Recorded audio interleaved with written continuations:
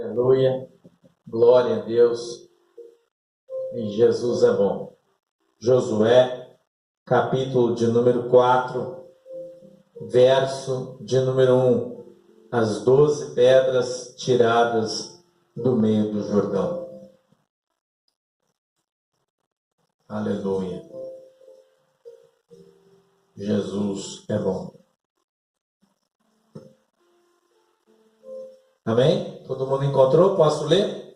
Minha Bíblia diz assim, Sucedeu, pois, que, acabando todo o povo de passar o Jordão, falou o Senhor a Josué, dizendo: Tomai do povo 12 homens, de cada tribo um homem, mandai-lhes, dizendo: Tomai daqui do meio do Jordão, do lugar do assento dos pés dos sacerdotes, 12 pedras, levai-as convosco a outra banda e depositai-as no alojamento em que haveis de passar esta noite.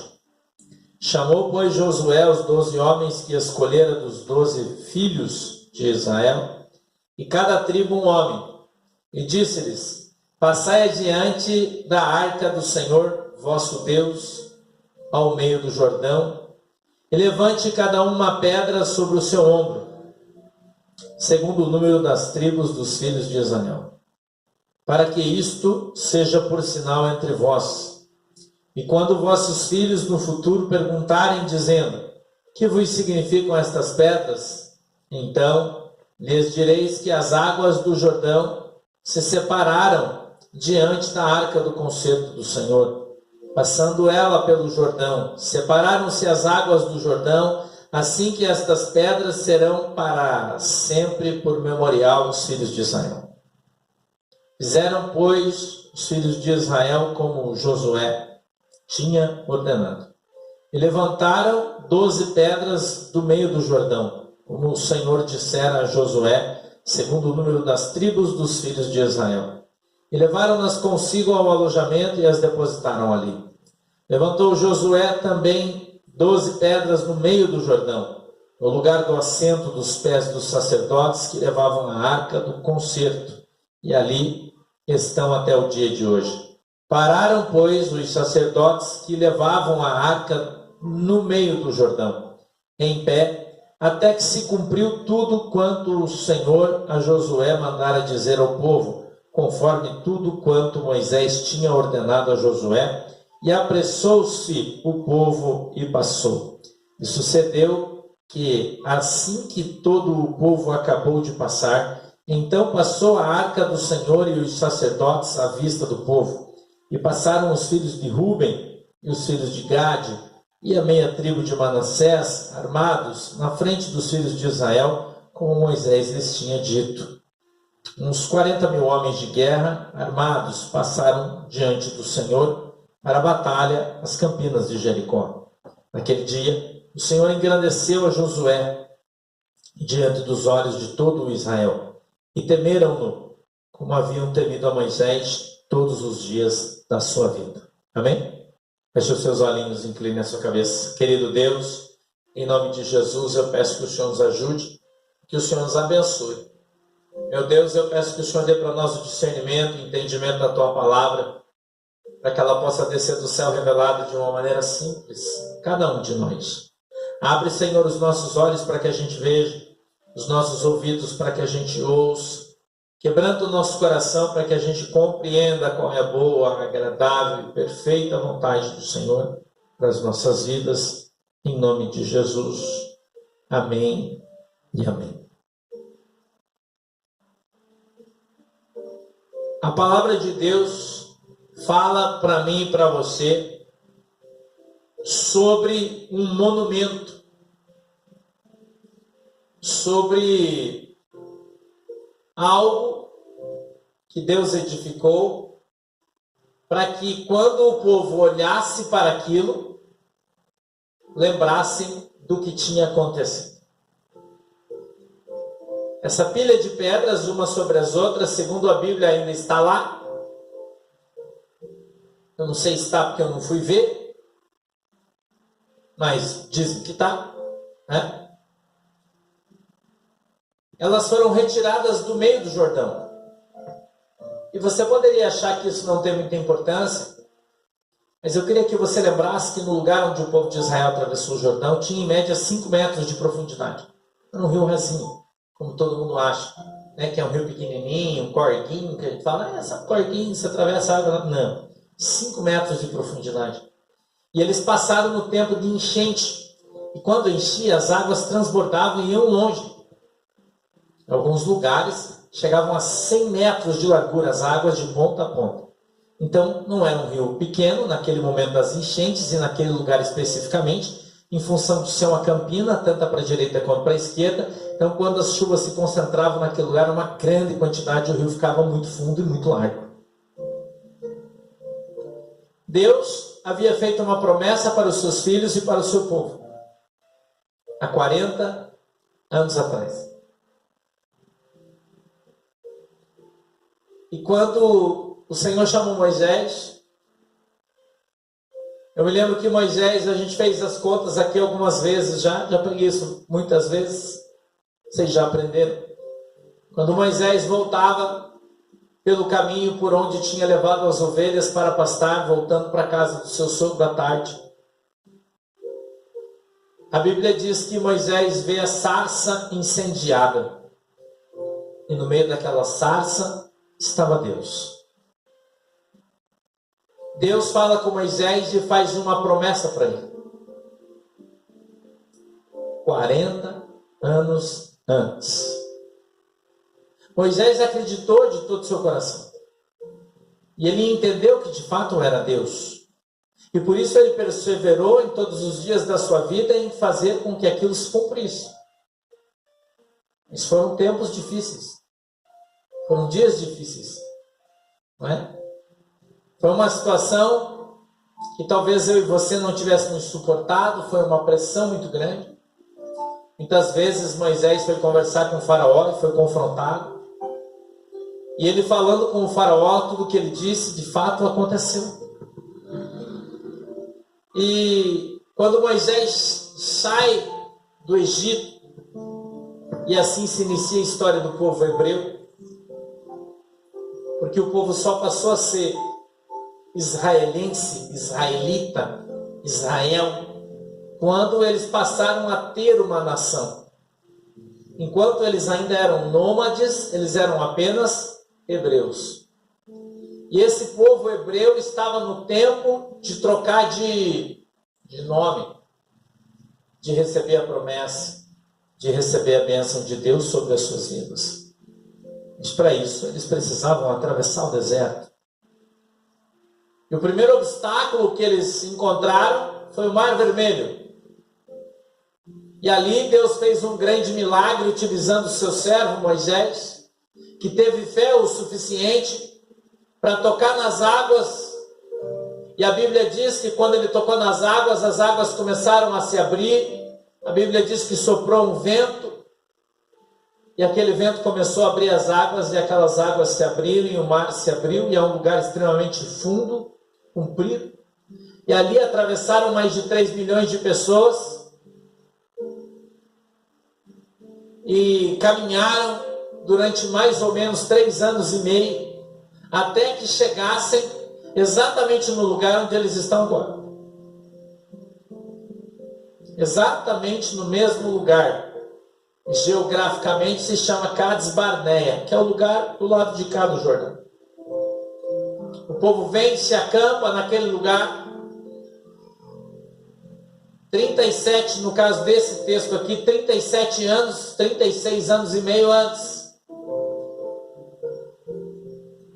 A Bíblia diz que na primeira oportunidade que eles tiveram de atravessar o rio, eles não quiseram, porque eles tiveram medo dos gigantes. Eles sabiam que a recompensa era grande, eles sabiam que a terra era fértil, eles sabiam que de fato era uma terra que manava leite e mel, eles sabiam que de fato a promessa de Deus estava sobre a vida deles, eles sabiam que a sua vida ia ser transformada, mas eles tinham medo. Eles não confiavam 100% na palavra de Deus. A Bíblia diz que o Senhor manda 12 espias Nosso Deus, ele é extraordinário e a palavra de Deus é cheia de simbolismos, né? E o número 12 aparece tantas vezes, né? As 12 tribos, um de cada, 12 homens, entraram,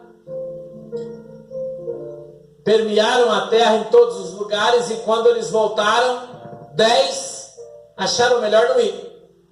Porque apesar da recompensa, a dificuldade que eles teriam de alcançá-la seria muito grande. E eles avaliaram que melhor era não ir. E sempre que você se depara, que você chega na headline, na linha vermelha, no limite entre a vitória e a bênção, entre a derrota e o milagre, quando você chega nessa linha, vai vir sobre o teu coração os 10 espias e dizer para você: olha, realmente a herança de Deus é grande, a bênção de Deus é grande, a terra é farta, a água é gelada, o mel é doce, mas tem os gigantes, é melhor você voltar atrás. O diabo vai usar as pessoas de dentro da tua casa. O diabo usou as pessoas de dentro da tribo, homens valentes, que sabiam que foram levados e conduzidos por Deus até aquele lugar, debaixo da promessa, mas quando eles chegaram no dia da vitória, eles resolveram não entrar. A Bíblia diz, meu querido,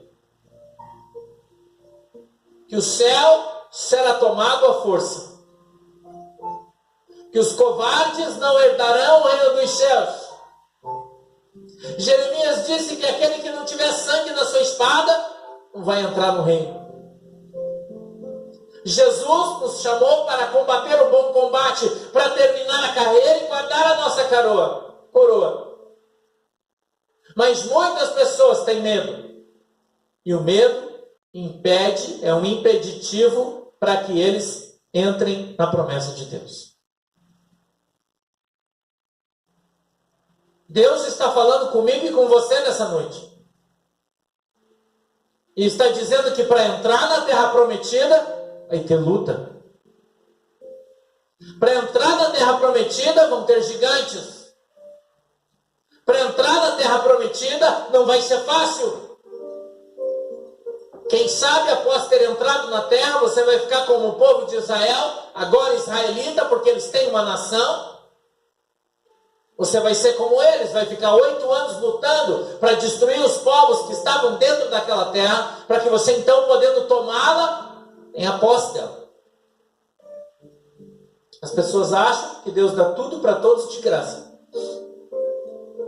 As pessoas acham que as coisas de Deus não tem guerra, não tem luta, não tem reação do inimigo. Que o diabo não trabalha 24 horas por dia para que você seja um desterrado, para que você seja um vagabundo, sem eira nem beira. Jesus te chamou e quer te estabelecer, mas o diabo ouviu o teu chamado e quer fazer você desistir. O povo naquele momento desiste.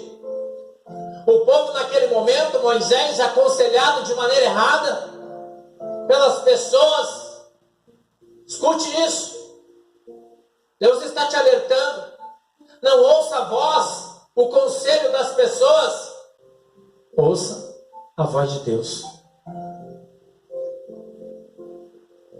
Moisés foi convencido pela voz das pessoas.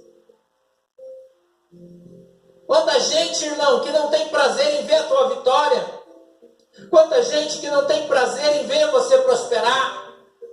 Quanta gente que não tem prazer em ver você melhor que elas. Você pode estar bem, mas melhor que elas não. E eles muitas vezes empurram para trás para que você não entre na terra prometida, para que você não alcance a sua vitória, não ponha as mãos naquilo que Deus deu para você. Eu me lembro há muitos anos atrás, Jesus misericordioso, Deus me deu um sonho. Oh, Jesus. Não está descendo um manto aí, Deus está revelando. Segura na cadeira aí. Eu me lembro de um desenho que tinha, eu acho que era o Maguila, o Gorila, não me lembro, mas acho que era, não lembro bem. Ele andava num balão que tinha um barquinho embaixo. E ele girava um negocinho assim, e ele viajava no tempo naquele balão e ia para lá para cá. E eu sonhei que eu estava no balão igual aquele. Era um barquinho amarrado com cordas e tinha um balão em cima. E eu subia naquele balão. E eu navegava no ar.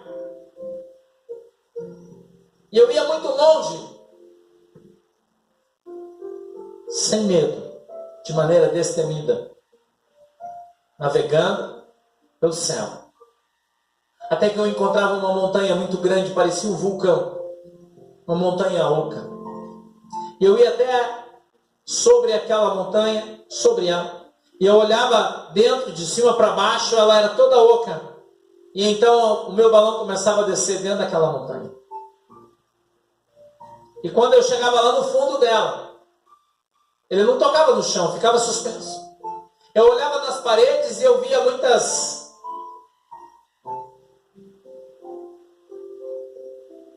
como se fossem veias de um corpo humano.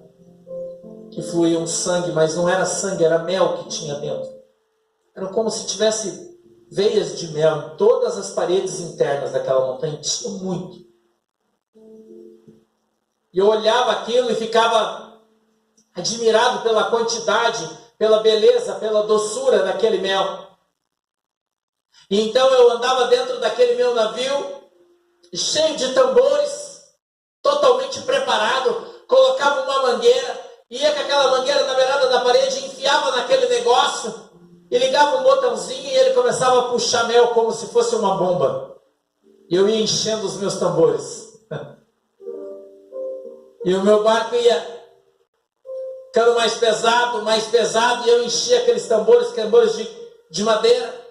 Eu ia batendo as tampas, ia enchendo, até que quando eu enchi o último, eu desligava. E então eu apertava um botãozinho e o balão começava a subir, o barco carregadinho. E eu vim embora, eu acordei desse sonho. Faz muitos anos, irmão. Muitos anos atrás. Muitos anos. E eu me lembro quando eu acordei, eu passei o dia pensando no que era aquilo. E de madrugada eu estava fazendo uma campanha de jejum e oração no monte. Eu fui orar no monte. E orei e disse: Jesus, o que é aquilo? E Deus disse para mim: o que é teu está reservado num lugar secreto. E só você vai ter acesso. E quando chegar um momento, você vai pegar tudo que é teu. Irmão, isso deve fazer mais de 20 anos. Mais. É muito tempo. E o Espírito Santo fez eu lembrar agora, porque eu nem lembrava mais disso. Existem coisas que Deus falou, que Deus disse, que Deus usou os profetas. Situações, circunstâncias, palavras, promessas, profecias. Você pode interpretar como você quiser. Mas eu estou aqui hoje para testemunhar para você, irmão, que pode passar o céu e pode passar a terra, mas a palavra de Deus não passará. Não passará. Essa semana um pastor mandou um áudio para mim, mandou uma mensagem. Disse: bispo, tive um sonho com você. De noite, eu cheguei em casa, era quase meia-noite. E ele disse: eu sonhei que você tinha acabado de passar o Rio Jordão. E o teu pé estava seco. E quando você passava o Rio Jordão, você chegava diante das 12 terras. Eu não estou lendo isso aqui porque eu quero, não. Eu orei hoje e Deus me deu essa mensagem. Ele disse: eu não sei o que vai acontecer, mas Deus vai trazer à tona o teu memorial.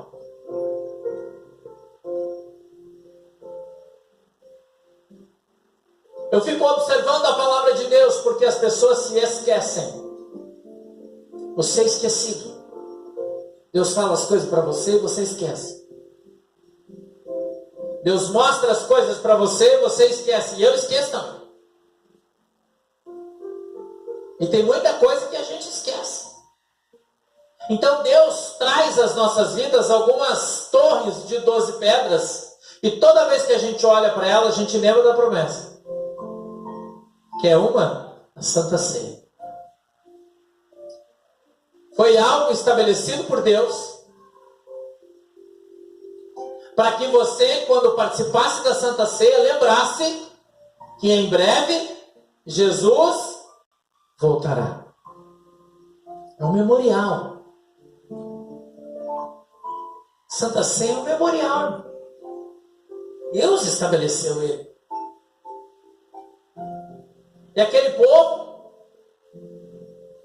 agora, nesse lugar, nessa região específica,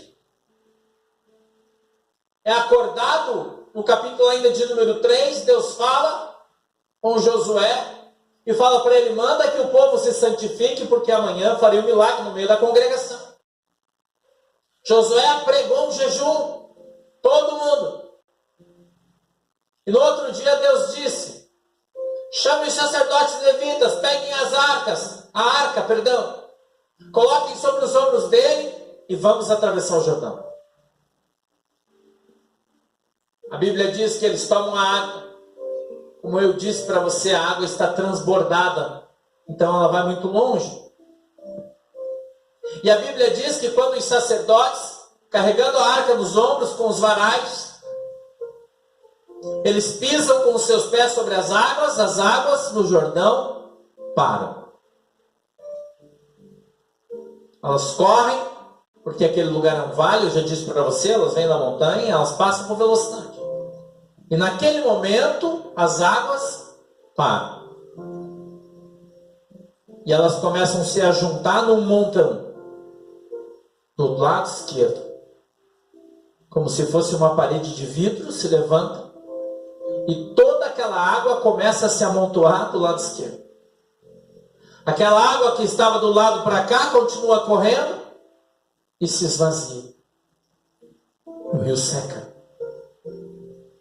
E vai se formando uma grande parede de água do lado esquerdo. Nesse momento, o povo de Deus começa a atravessar o Rio Jordão, em toda a sua extensão. A Bíblia diz que haviam ali 12 homens separados, um de cada tribo, das mesmas tribos, que há 36 anos e meio atrás haviam escolhido os 12 homens para que entrassem. E fala para que eles pegassem uma pedra do meio do rio, do lugar mais fundo, onde os sacerdotes estavam com os seus pés. E eles levantam 12 pedras, cada um pega uma nas suas costas. Atravessa, é levantado um também no meio do rio, você leu. Depois que todo mundo atravessa, os sacerdotes atravessam com a arca. E quando eles chegam do outro lado, a parede de vidro se abaixa e a água volta a correr. Então eles pegam aquelas 12 pedras e amontoam umas sobre as outras e fazem uma pilha. A Bíblia diz que Josué traz um azeite e deita o azeite, ou derrama o azeite sobre aquelas pedras, ungindo-as. E dizendo, essas pedras permanecerão aqui para todos sempre como testemunho, e que um dia o povo de Deus atravessou o Jordão com os seus pés enxutos. E quando as pessoas olharem para ele, lembrem-se do grande milagre que Deus fez. Irmão, eu estou aqui hoje com toda a fé que eu tenho, com toda a autoridade que Deus me deu, porque o Espírito Santo estava aqui falando comigo, mandando eu profetizar na sua vida. Isso é só coisa para quem crê, irmão. Porque eu sei agora o que o Espírito Santo falou para mim aqui. Eu vou ver isso com os meus olhos, porque eu creio. Cada pedra simboliza uma situação da tua vida. Porque cada situação por qual você passou gerou uma cicatriz em você. durante a tua longa caminhada. A minha caminhada é longa, irmão. Eu passei por muitas situações da minha vida. Mas eu sempre acreditei naquela palavra que Deus me deu do balãozinho e do mel. Eu sempre acreditei que um dia aquilo que Deus havia me prometido ia vir nas minhas mãos. Eu sempre acreditei nisso. Eu nunca deixei de crer, apesar das dificuldades. Apesar de todas as situações e circunstâncias pelas quais eu passei na minha vida. Quantas vezes eu fui chamado de mentiroso, irmão? Quantas vezes as pessoas disseram que eu era louco? Quantas vezes as pessoas disseram que eu não era capaz, que eu não ia fazer nada, que eu não ia ser nada, que eu não ia chegar em lugar nenhum? Quantas vezes eu ouvi isso? Mas esse era aqueles 10 espias que estavam tentando me fazer desistir de atravessar o rio. Eu queria que você entendesse isso. O mesmo Deus que prometeu é o Deus que vai fazer com que a promessa se cumpra. Mas você precisa perseverar até o fim.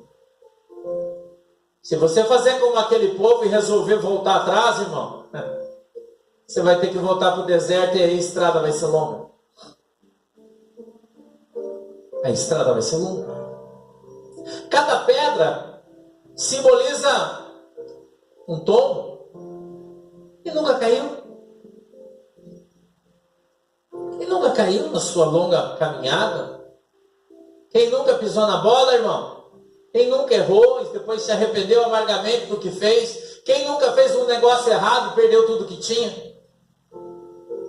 Quem nunca levou um golpe porque confiou em alguém? Quem nunca foi traído porque teve um bom coração e confiou na boa índole das pessoas? Quem, irmão? Essas pedras são um sinal para as pessoas e que a promessa de Deus se cumpriu na tua vida. Porque quando você tiver atravessado o Rio Jordão, as pessoas simplesmente vão te ver do outro lado. Mas toda a tua história vai ser esquecida. Ninguém vai lembrar o deserto que você passou para chegar até aqui. Ninguém vai lembrar todas as coisas que você sofreu, todas as ofensas que te fizeram, todas as palavras que lançaram, todas as dúvidas que levantaram a respeito do teu caráter, da tua pessoa, do teu ministério, da tua história. Mas quando elas olharem para o memorial, elas vão saber quem você é. E elas vão entender que você não atravessou o Jordão a nado. Que você não foi desmamado com garapa. Que você lutou passo a passo, palmo a palmo. Que você perseverou todos os dias. Que você orou todos aqueles dias. Que você chorou sim, mas você não desistiu. Que você teve dor, mas você não parou. Que você teve medo, mas ainda assim você continuou, porque você confiou na promessa de Deus. O memorial não é para você, o memorial é para os outros.